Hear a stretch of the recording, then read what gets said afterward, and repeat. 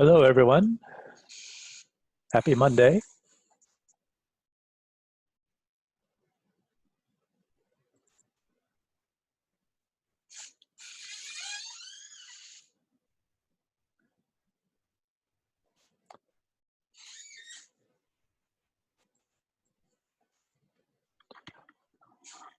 Somebody get me a happy Monday so I can know that this is working. Happy Monday. Thank you. Happy Monday. Okay, so people are still filtering in. We'll get started here in a second. But I'm sure I recorded it, and I'm pretty sure I remembered to put this one on Blackboard. Hopefully. Yay.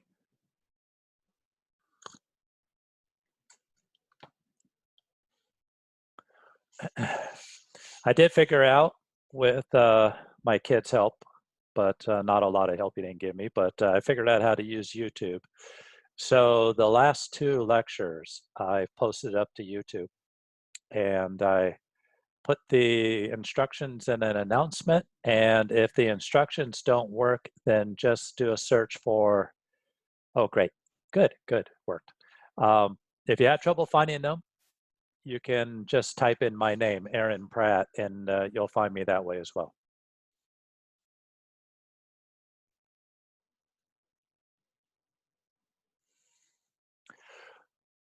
Okay, so it's 5:30 and time to get started. We have a pretty meaty one tonight. What we have done the last two lectures is talked about stress transformation, as you know. So we started with the theory and how you can do a free body diagram to physically transform stresses from a coordinate system to a rotated coordinate system. Then we derived equations that make it a lot easier so you don't have to do the free body diagrams every time. You just basically plug and chug with the equations, and that will give you stresses on a rotated coordinate system. And then we followed that up with more circle on how to graphically represent transformation of stresses from an original coordinate system to a rotated coordinate system. What we're going to do tonight is strain transformation. And a lot like stress transformation, but in a couple different ways, somewhat unique. And so we'll talk about that.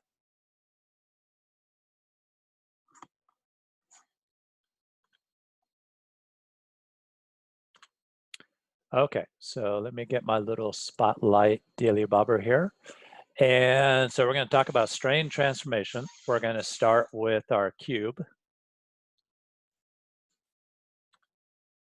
Pull a little cube of material out of a structural member, label the axes as shown, like we did last time.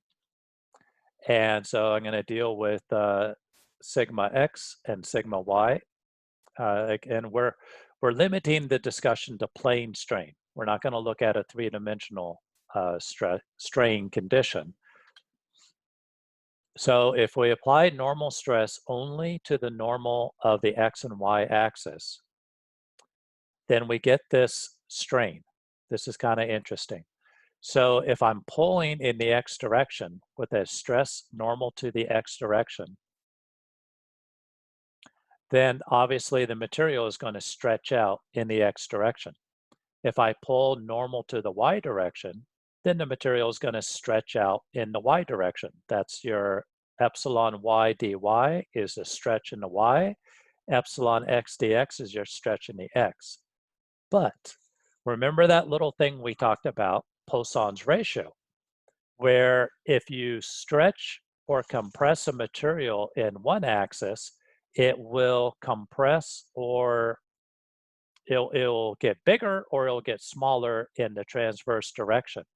So if I pull this cube in either the x and or the y direction, it's going to get smaller in the z direction. That's what makes this transformation fundamentally different than the stress transformation. Stress transformation, if you stress it in the x direction, it's only stress in the x direction. But with strain, if you stress in the x and or the y, you'll get strains in the z direction because of Poisson's ratio. Any questions so far? This is the fundamental of why the strain is different than the stresses.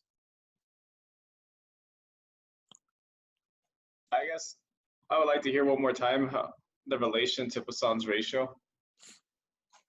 Okay. Let's see. The last time we talked about Poisson's ratio, we were in class and we were talking like a rod. Okay. Not the best way to draw this, but anyway. So if I pull on this rod, then it's going to stretch to a new length. The length is going to elongate. But Poisson's ratio says that the same time that the length is getting bigger, that the diameter itself is actually getting smaller. Remember that? Yes. Okay. So same concept. If I take this cube and I stretch it out in the x direction and I stretch it out in the y direction, then in the z direction, it's going to get smaller. That's why these dotted lines show this deformation in the z, that direction. All right. Does that help? Yeah, it helps more. Yeah. Okay. And Thank you. the opposite, of course, would be true. If you compress this cube, then the height of the cube would get bigger as the sides of it get smaller. So in other words, you compress it on one axis and it gets bigger on the transverse axis. If you stretch it on one axis, it gets smaller on the transverse axis.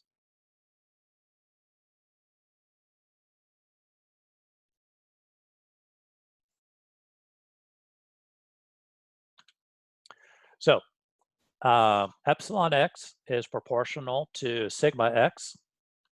Epsilon y is proportional to sigma y. However, even though the stress sigma z is equal to 0, that would be a stress in this direction, due to Poisson's effect, epsilon z is also proportional to sigma x and sigma y. So even though this element is subjected to plane stress, sigma x and sigma y only, the state of strain is not plane strain, it is in fact three-dimensional. Plane strain actually rarely occurs in the real world, but we'll examine it for the transformation equations. There's real world uses to the transformation equations, even if plane strain actually doesn't hardly ever happen in the real world. Why does it not happen in the real world? If I pull on, say like this is the wall of that pressure vessel that we talked about a few weeks ago, and we had a stress in the transverse and a stress in the longitudinal. Well, as you actually stress that steel wall, the wall gets thinner. If it was a 1/4 inch wall to start with, then it's going to be something ever so smaller than a 1/4 inch when it's stressed in the membrane stresses here. How do you stop that? You really can't stop that unless you restrain this in the z-axis, which is nearly impossible to do. So hopefully that all makes sense. This is a situation that doesn't really occur very much in the real world, but it is instructional to talk about strain transformations. And the last example of this lecture will show this effect. Basically what I just said will illustrate that in the last example. Okay, any questions?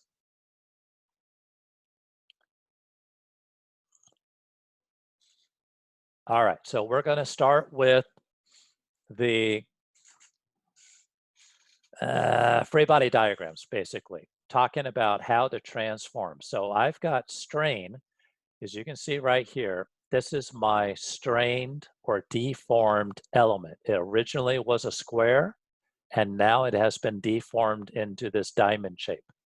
So this deformation has a component in the x direction, epsilon x dx. It has a component in the y direction, epsilon y dy, and it also has a shear strain component based on this rotation here from the origin. So it has three components of strain, just like we had three components of stress. But the components of strain are epsilon x, epsilon y, and gamma xy. Working with strain components in a plane 2D, we want to transform strain from one coordinate system to a rotated system. We start with the known strain values for epsilon x, epsilon y, gamma xy. And that's epsilon x. That one, that's showing the deformation due to epsilon y, and that's gamma xy. Okay, so now I've rotated my system. So now I have a rotated x prime, y prime coordinate system, and everything has now been rotated. So this is dx prime, dy prime, and epsilon x prime, dx prime, epsilon y prime, dy prime, so on and so forth. So everything's been rotated. Strains epsilon x and epsilon y are positive if they are elongated in the x or y direction. So this is showing positive, it's stretching, that's positive. Shear strain is positive if the angle AOB is less than 90 degrees. So this is AOB, and this deformed shape is less than 90. So that's a positive shear strain. And this is showing my transformation angle is positive if it is counterclockwise, as it was with the stress once I fixed it. And the sign convention follows the same as the stress transformation. Any questions so far?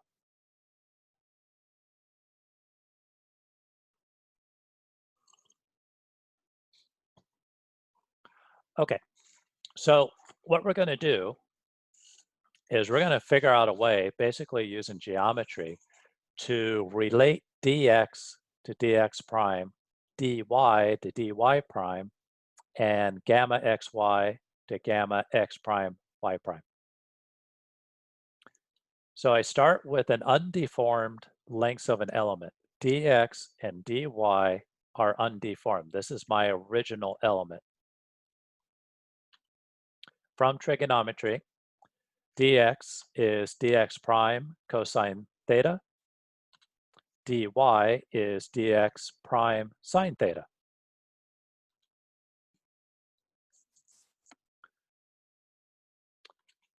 So now what we're going to do is if this element elongates in the x direction, then we're going to have this deformation that is epsilon x dx.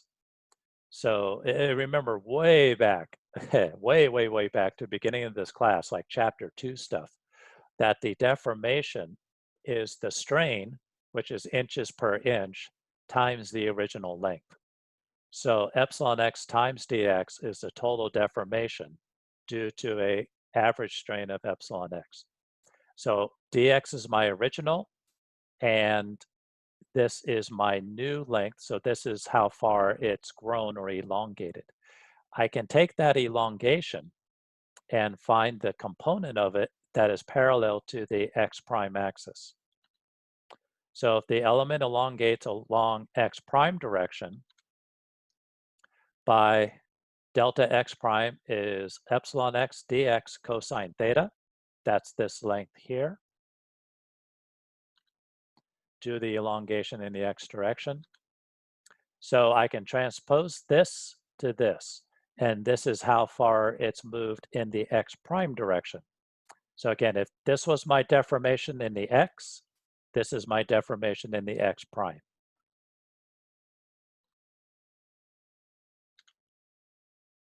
Let me go back one step. So in the x direction, does that make sense?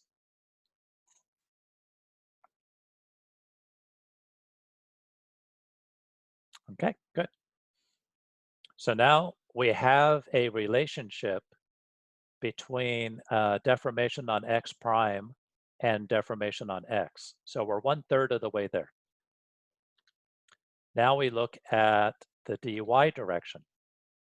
So if an element elongates in the y direction by epsilon y dy, and you can see why I enlarged all this so that you can kind of see what's going on. This is the elongation. If this is theta, then this is theta. And so I can find the red line right there is the component of this deformation that is parallel to the x prime. So then the element elongates along x prime direction by delta x prime. The deformation here is equal to epsilon y dy, and then this component is sine theta.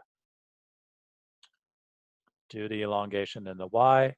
So then I can move this over to here, and you can see how they're kind of stacking up. I got the deformation due to x, deformation due to y. Now we're going to look at the deformation due to the shear stress or shear strain. If the element elongates from shear clockwise by angle gamma xy, then the element elongates along the x direction by delta x is gamma xy dy. And this is, we're invoking that small angle theory where the sine of a very small angle is equal to that angle. Small angle theory. So then I know this is getting kind of small, but that deformation, I can get the component of that deformation in the x prime direction is gamma xy dy cosine theta, which is here.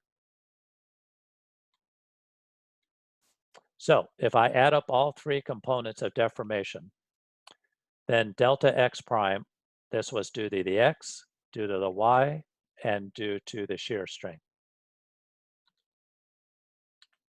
Now, since epsilon x prime is equal to delta x prime over dx, it's kind of the, remember the delta x prime is equal to dx prime epsilon x, just kind of rearranging it.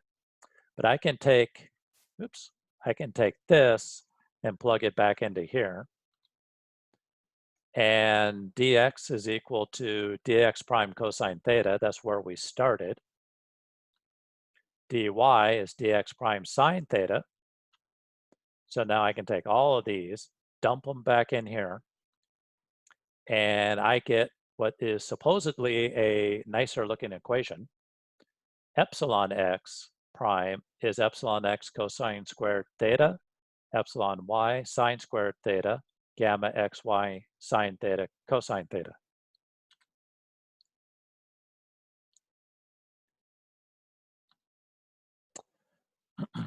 And actually, I'm sorry, let me back up. Okay, so this is like the final equation for, so this relates strain on the x prime with strain in the x, y, and gamma.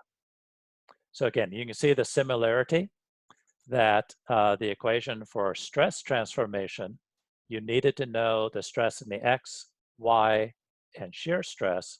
Here you need to know the strain in the x, y, and shear strain to get you the strain on the transformed axis. Okay, so now let's talk about the stress, or excuse me, shear transformation. So here's my dx prime. This is dx prime, and this thing has been rotated through an angle alpha to get a delta y prime here. Now we must find gamma x prime y prime, the transformed shear strain. From the small angle theory, alpha is equal to delta y prime over dx prime. Delta y prime we get from the three components of epsilon x dx, epsilon y dy, gamma xy dy. And we're going to basically do this all over again. Only instead of each one of them, we found the x prime direction. Now we find the y prime direction for each component. So this is due to the x prime, excuse me, this is due to the x deformation. This is due, well, the element elongates. Okay, yeah, so delta y prime is that component there. Then we have the y deformation. So this is the component in the y deformation direction, which is epsilon y dy cosine theta. And then the shear transform, or the shear deformation. We had that little piece before. Now it's that teeny weeny little piece right there. That is gamma xy dy sine theta. And so then we add them all together, just like we did. So now we have delta y prime is epsilon x dx sine theta, epsilon y dy cosine theta, gamma xy dy sine theta.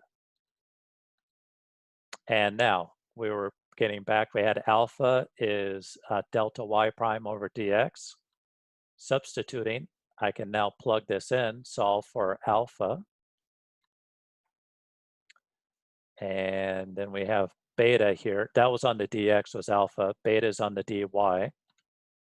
Finally, we rotate our y prime by the angle beta. Beta is equal to alpha with substituting theta plus 90 for theta. This was theta. So this is theta plus 90. And we get this equation, kind of nasty, for beta. Simplify it. Alpha minus beta represents the shear strain gamma x prime y prime. Remember the deformed diamond shape? Well, that's basically what we've been solving for, is how to get the shear strain of that diamond shape.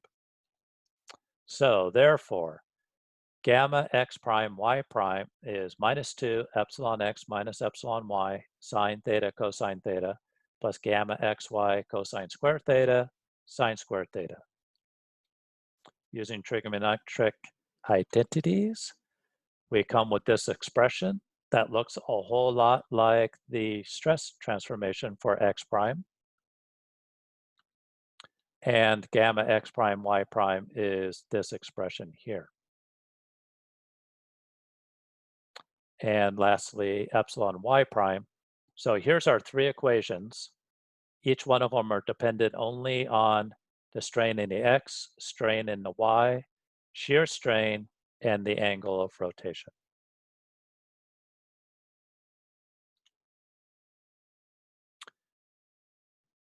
Okay, illustration shows a positive EX prime deformation.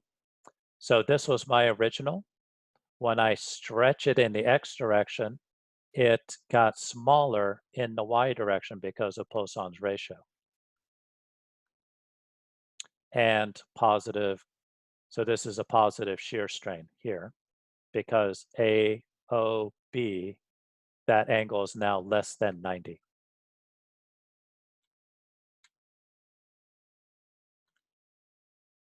Okay, so now we're starting anew. So let's stop. I know that was a lot. Sure you have questions or anything you want me to go over again. There's a lot of trigonometry in that. And the book goes into it more detail. I think really just getting to the final results is probably the most important part of it. But please, any questions that you have on this theory portion?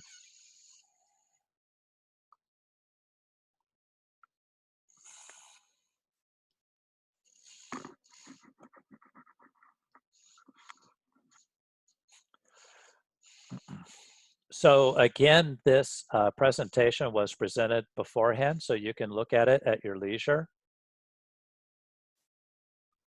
Why can you add the components? Daniel, that's a good question.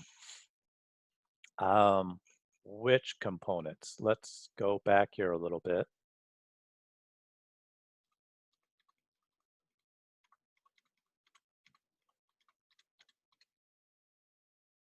Okay, so what we did, the components of the deformation. So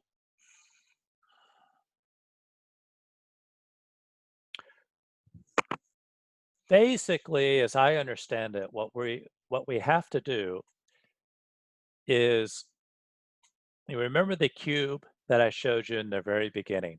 And if I stretch it in the x direction, then that cube is going to get smaller in the y and the z directions. If I stretched it in the y direction, then that cube is going to get smaller in the x and the z directions. It's this Poisson's ratio that messes up the whole thing.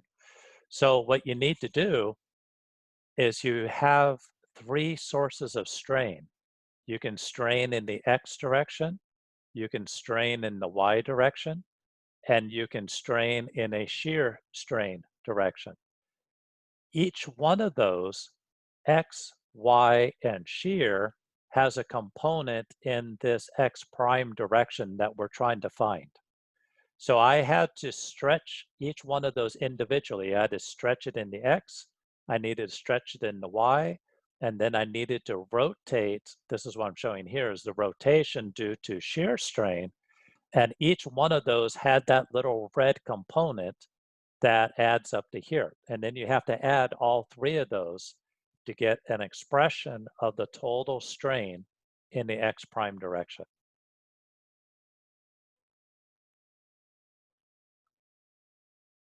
Did that help?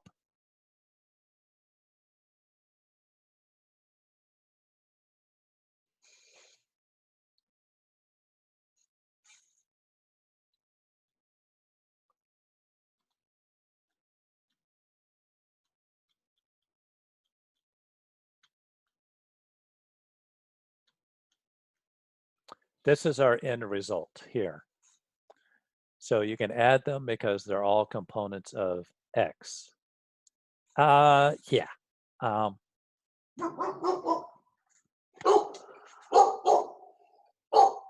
Pardon me for a second.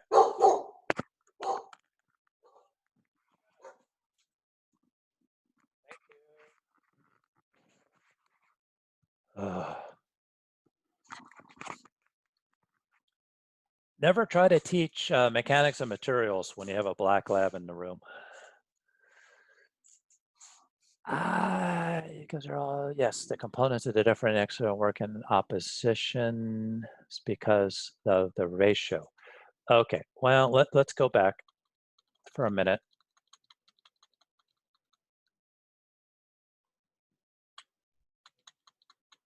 Okay, so this is the part I want to show. Epsilon x dx is an elongation in the x direction. And that elongation in the x direction has a component in the x prime direction. So we found that. The strain in the x direction, epsilon x, is absolutely and totally independent of any strain in the y direction. Stress or strain, in the x or the y directions are independent. Even though if you strain it in the x, you're going to get some strain in the y due to Poisson's ratio. That's kind of built into all this. But you have three independent sources of transformation or strain, three independent sources of strain. Each one of those three has a component. So you could stretch something in the x and then stretch it in the y and then shear strain it. They're all independent. So you have to add up the component of all three. So see the red line here and the red line here and the red line here. All three of those are in the same x prime direction. So we had to add them all up together. And that's why for the total deformation in the x prime direction, you have 1, 2, 3 terms. Each one of these terms is dependent upon those strains. You could have 0 strain in the y, and that would feed into this, and then you just have these. So that's why you add them together. The strain, the shear strain was a little bit more complicated because you're looking at rotations. But in the end, it's still the same thing. You're adding up these different components and coming to a final conclusion here. This is our final simplified conclusion. Any other questions on this part?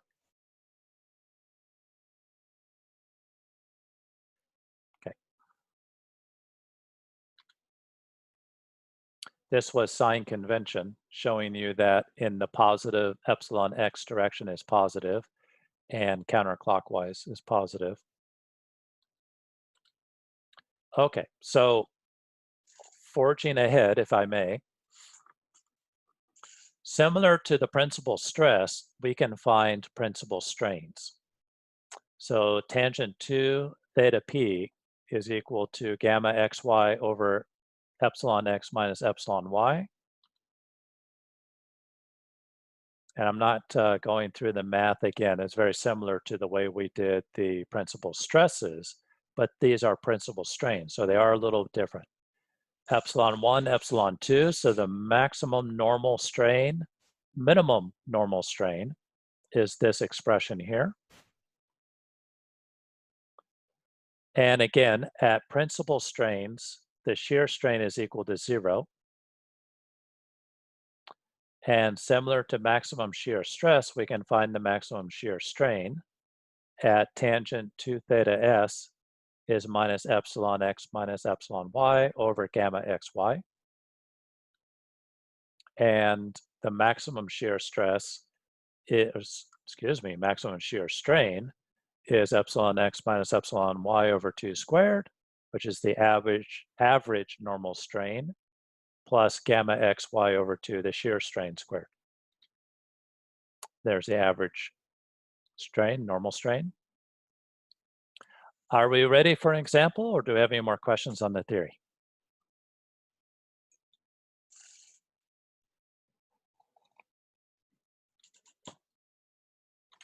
Okay. Find the normal and shear strain on a transformed section rotated 30 degrees positive. So here's my original problem. Mu, in this case, in fact, I think I say it. Yeah. Mu is just shorthand for microstrain.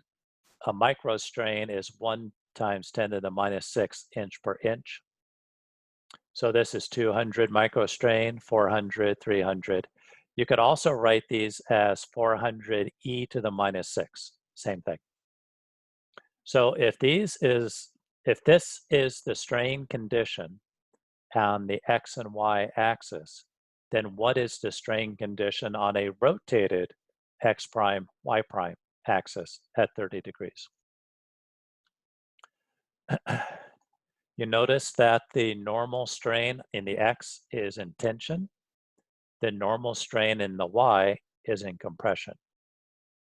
So that's negative.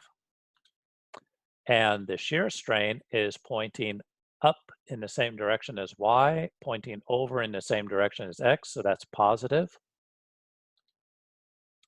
And again, I hate to say it, but plug and chug. You just put in your values through the equation.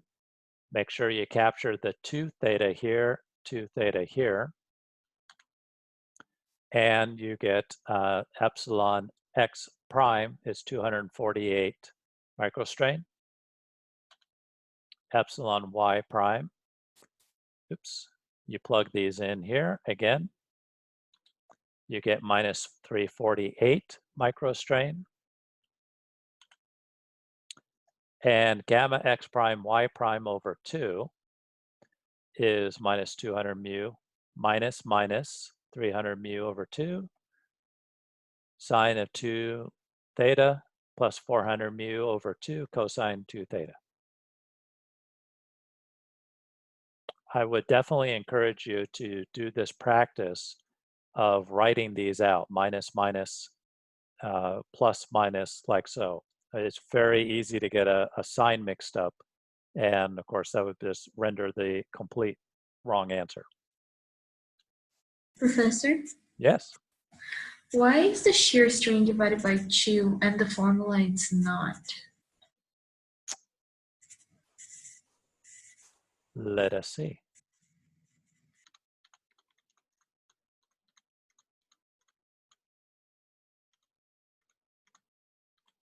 See, that one is gamma max, yeah.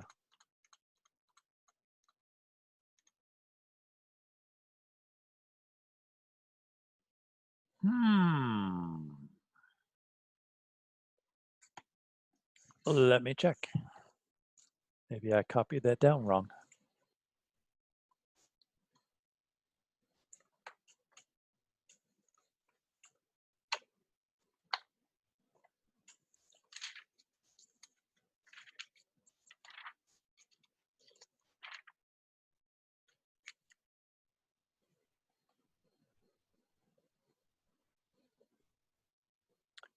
Gamma xy minus x2. Ha, ha, ha, ha. Julia, you get the star. You get the star. I got to fix that right now, or I'm not going to remember to do that. It is over 2.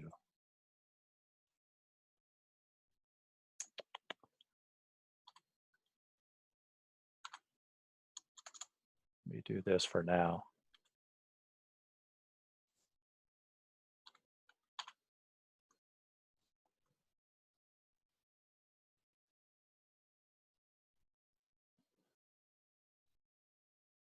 Thank you very much for catching that. No problem.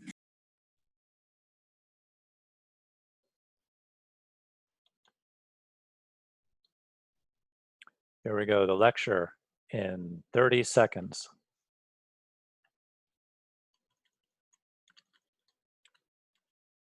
And there we are right there. So yeah, it is gamma x prime, y prime over 2. And why did they do it over 2? It, yeah, I have to go back. It plays into the way we do Mohr circle. And also, it's this angle right here. So that's the shear strain over 2. This is the shear strain over 2. That's kind of why they did it that way.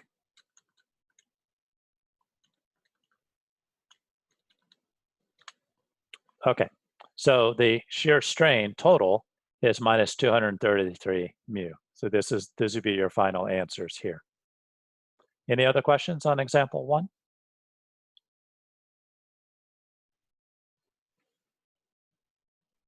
Okay, hopefully no more major typos like that. Example number 2. Find the principal strains and the angle of occurrence. So in other words, if this is your problem, these are your original strains in the x, y, and shear directions, then at what angle is the maximum and minimum normal strain, and what is that angle of occurrence? So epsilon x is a positive 250, epsilon y is a positive 300, but gamma xy is minus 180. It is now in the opposite direction as the coordinates. So I use my tangent 2 theta p, plug in my values, get 3.60, and that solves for theta p is 37.2 degrees. And so I'll use my equations for epsilon 1 and 2. Epsilon 1 is where you add the 2 terms, and you get 368 mu. Epsilon 2 is where you subtract the square term from the front, the average term actually, and the minimum is 182 mu. For the maximum and minimum shear strain, you get tangent 2 theta s is minus 0.278. So the maximum and minimum shear strain occur at minus 7.8 degrees. And I can solve for that. Gamma max over 2 is 93.4 mu. So gamma max is 186.8 mu. And the strain average is the average of the X and Y normal strains, 275 mu. Any questions? Example 2?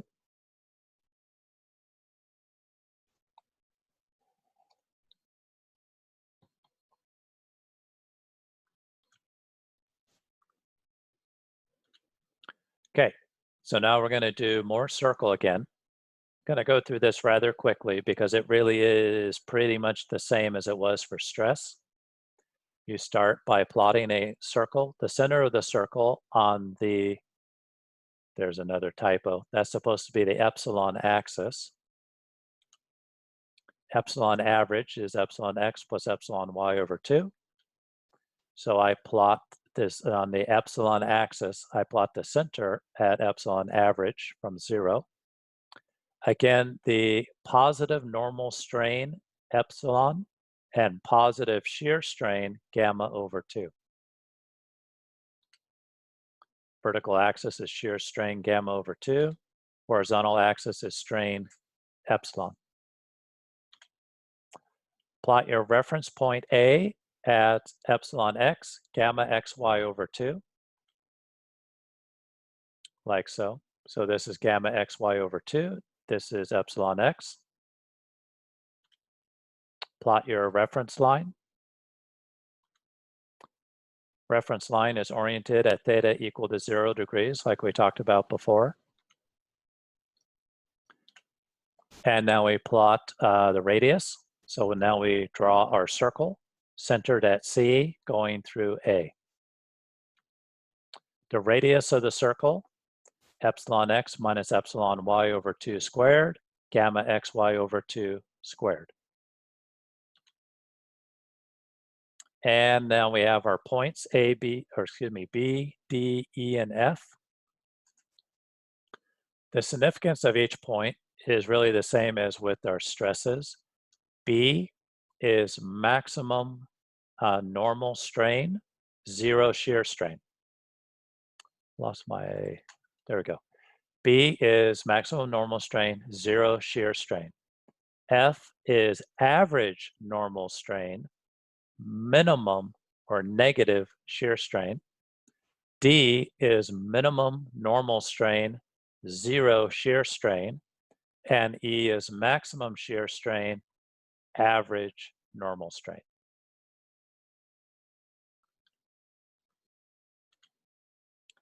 So any arbitrary point along the circle, such as G, would be at a epsilon x prime, gamma x prime y prime over 2 at some 2 theta degrees from your reference line. Using more circle, the maximum normal strain epsilon 1 is located at point B. Maximum normal strain, that's minimum normal strain. I got to proof these a little better.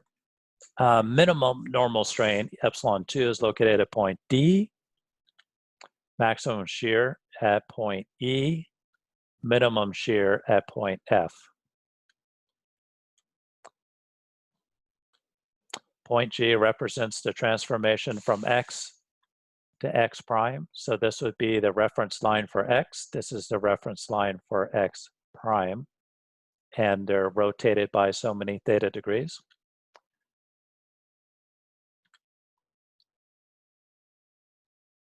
And again, theta in your transformation is 2 times theta on the graph. So if your transformation is 45 degrees, then you draw 90 degrees on your circle.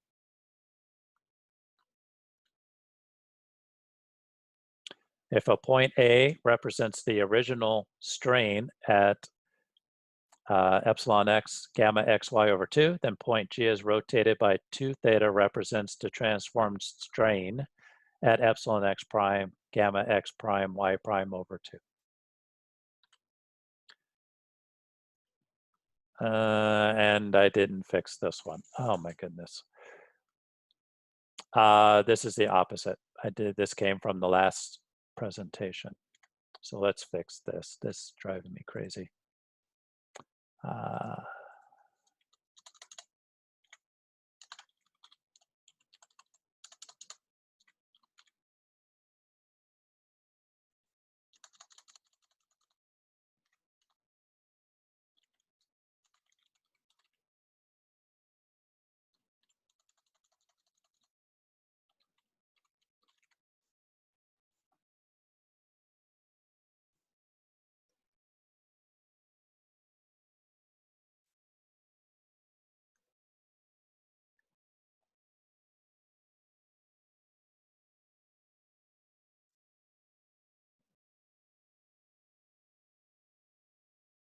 Okay, sorry about that.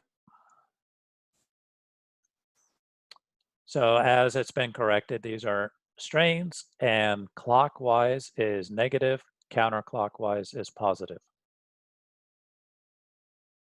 The opposite of epsilon x, or the x direction, is the y direction. So directly across from the circle from A is point H. Point H represents the strain in the y direction. And they're separated by 90 degrees. So again, 90 degrees in actual rotation is 180 degrees on Moore's circle. So 90 degrees over from x is y. So H represents the original condition of epsilon y.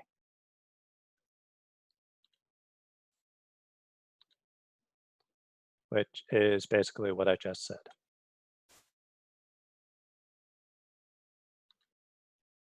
Okay, so example number 3, for the following figure, draw Moore's circle. And here we have our buddy again, 250 in the x, 300 in the y, minus 180 in the shear.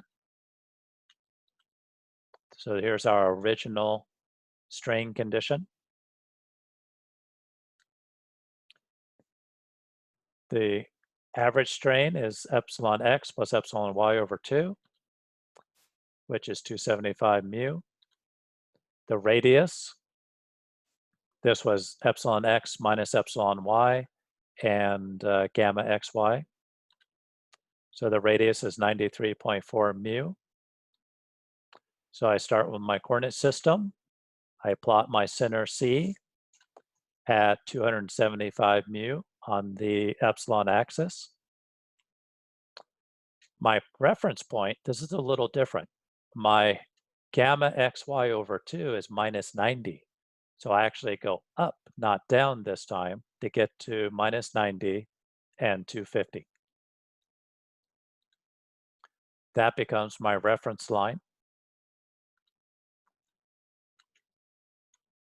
And my radius, so I can draw my circle.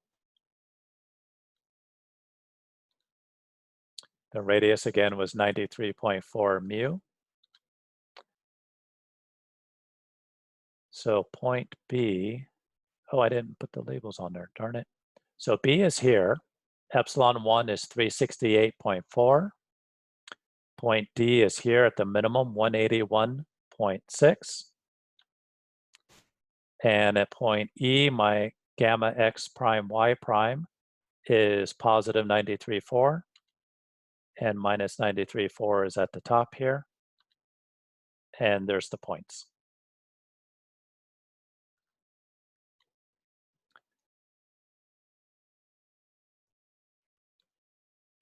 -90-degree transformation angle is plotted at 2 or 180 on Moore's circle.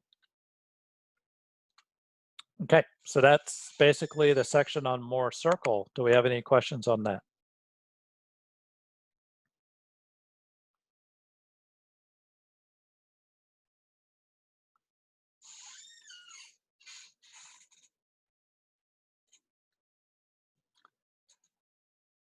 Okay, so now I'm going to talk about something a little different. This is material property relationships. So we're going to talk about what is the strain in the x direction due to the stress in the x direction. And this is coming right out of Hooke's law, if you remember, from the first few weeks of this course. So epsilon prime x is sigma x over Young's modulus. But the strain in the x direction due to stress in the y direction, remember this comes from Poisson's ratio. So epsilon double prime x is equal to, I think that's vu. All of a sudden it just slipped my mind. Minus vu, I think it is, sigma y over E. So vu is Poisson's ratio. So you get a strain in the x direction due to a stress in the y direction due to Poisson's ratio. And likewise, you get a strain in the x direction due to a stress in the z direction due to Poisson's ratio. So you see I got three components of strain from the three different directions of possible stress. If I add all three components together, then the strain in the x direction is equal to 1 over Young's modulus, the stress in the x direction, minus vu times sigma y plus sigma z in the y and z directions. So this is what I was talking about at the very beginning of the class. You stretch that cube, you put stress on it in one direction, and you get strains in all three directions. So if I employ the same idea in the y direction and the z direction.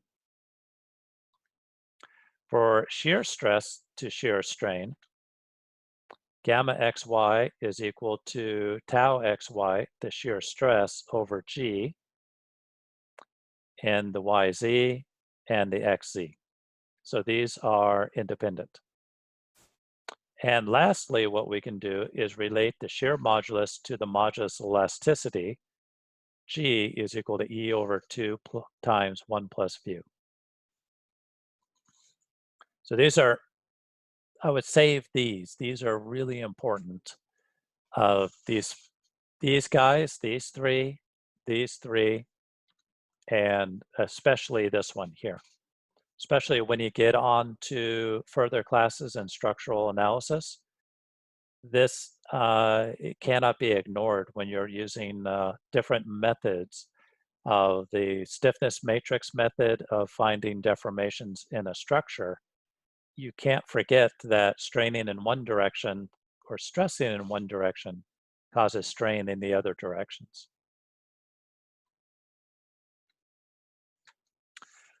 Okay, this is getting close to our last example.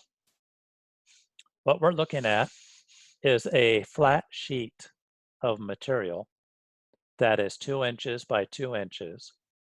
And this material has these loads on them that's basically being pulled apart. It's got tension and tension. And the material is a 1/4 inch thick. So you start with a 2 inch by 2 inch by 1/4 inch thick material, and you put these loads on here. Young's modulus for this material is 597,000 psi. Poisson's ratio is 0.25. With the given loading, determine the new dimensions for A prime, B prime, and T prime. So given this situation here, what is going to be the final dimensions of this in all three dimensions? So in the A direction, this is going to stretch. In the B direction, this is going to stretch. And in the thickness, what happens to the thickness?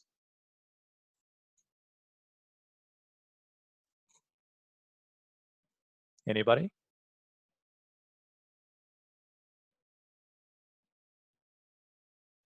It will get thinner. Yes. If these are positive elongation, then the thickness is going to be a negative elongation, or it'll get thinner. Exactly. Okay, so let's find our stresses. Stress is equal to a force over area. So the force is pounds per inch. So we just need to divide by the thickness to get 2000 psi stress in the x direction. I have 1400 psi in the y direction. I have 0 stress in and out of the page. I'm not trying to pull the material apart in the z direction.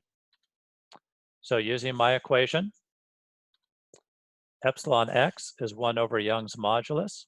2000 is sigma x. Poisson's ratio is 0.25. 1400 is sigma y, and 0 is sigma z. And I get an average strain deformation of 276 microstrain. In the y direction, I now plug in sigma y, Poisson's ratio, sigma x, and I get 151 mu.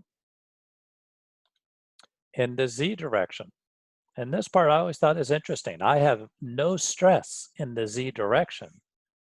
So when I plug this in, there's 0 psi, but I have Poisson's ratio acting on the 2000 and the 1400 psi.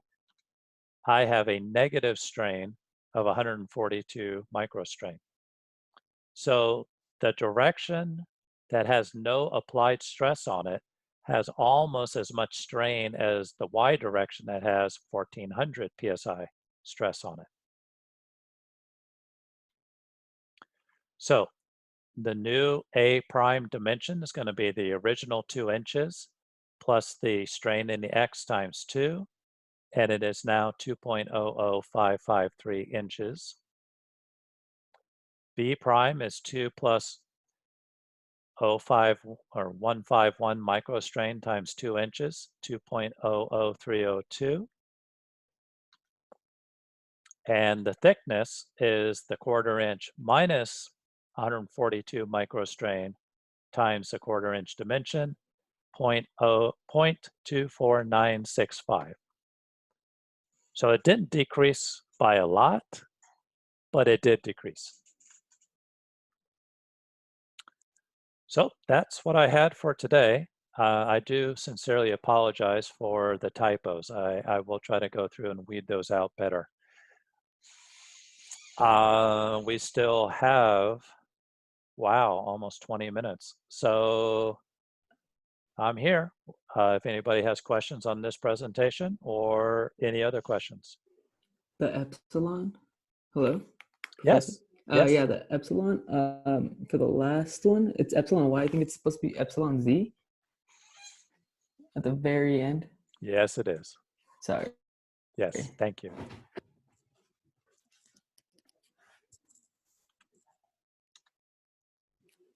Okay.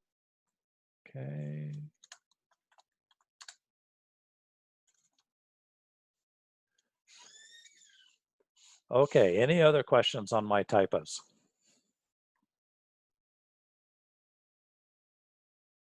I have a question for the first example.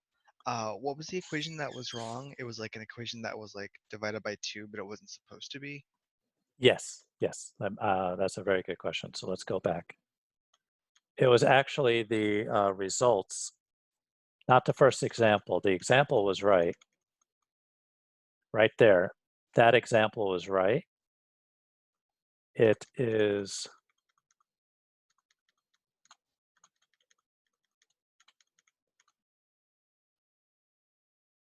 right there. Okay, so I got to fix that one too. But that's the one we fixed right there on slide 96. Thank you. Mm-hmm. Fix it there.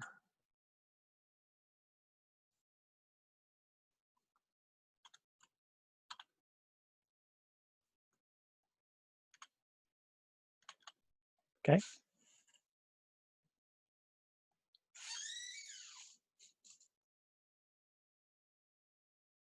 That presentation was 232 slides. I thought it was going to take longer. I can certainly go back over any part that was somewhat confusing.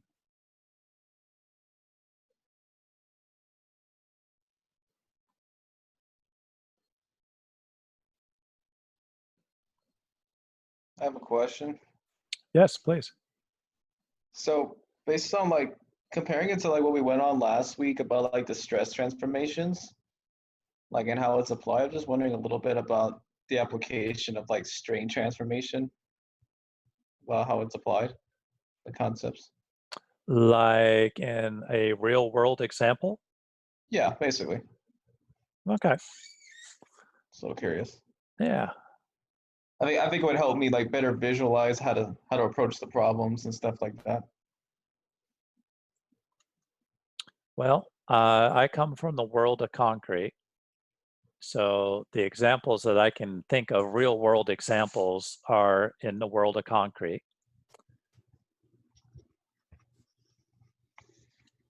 So the way that I've seen it being applied is if this is a concrete beam and you have your end reaction and you have a load here, that this is a break line.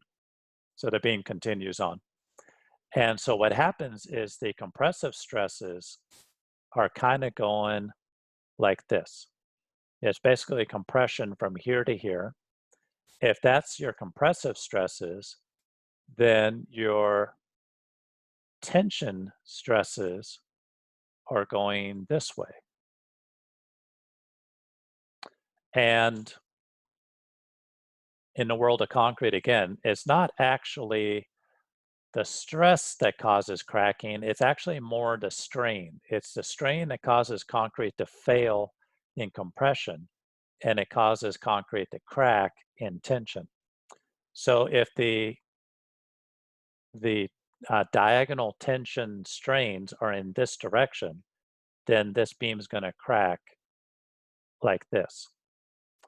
But sometimes it's kind of difficult to mathematically come up with all that. So mathematically, I can get the strain this way due to flexural stresses, and I can get the strain in this direction, like that. And this would be epsilon x, this would be epsilon y, but that doesn't really help me. So you have to transform these strains to a transformed direction like this. And so that angle right there from horizontal to this direction here, that's your transformation angle. And this one in tension is epsilon r, and this one in compression is epsilon d. And you have to use all the stuff we just talked about. This whole lecture is used to transform from epsilon x, epsilon y to epsilon r, epsilon d. Now, what also really plays into this, where you really use all this, is when you're in a testing environment. Say like you're in a laboratory doing testing. And when you're doing testing in the laboratory, what you do is you set up these strain gauges. These are actual physical devices that you anchor to the soil, anchor to the concrete. But you anchor them typically in the X direction and in the Y direction. And you run your test. And these electronic devices will give you the strain throughout the test as you're running the test. But if you need the strain in any other direction, other than the direction that you physically measured, you have to have these strain transformation equations to transform them from what you actually measured to what you need for analysis. So that's one real world application that I can think of. Thank you. That helps a bit more with visualizing this stuff. Appreciate it. Good, great. Anybody else? Any other questions?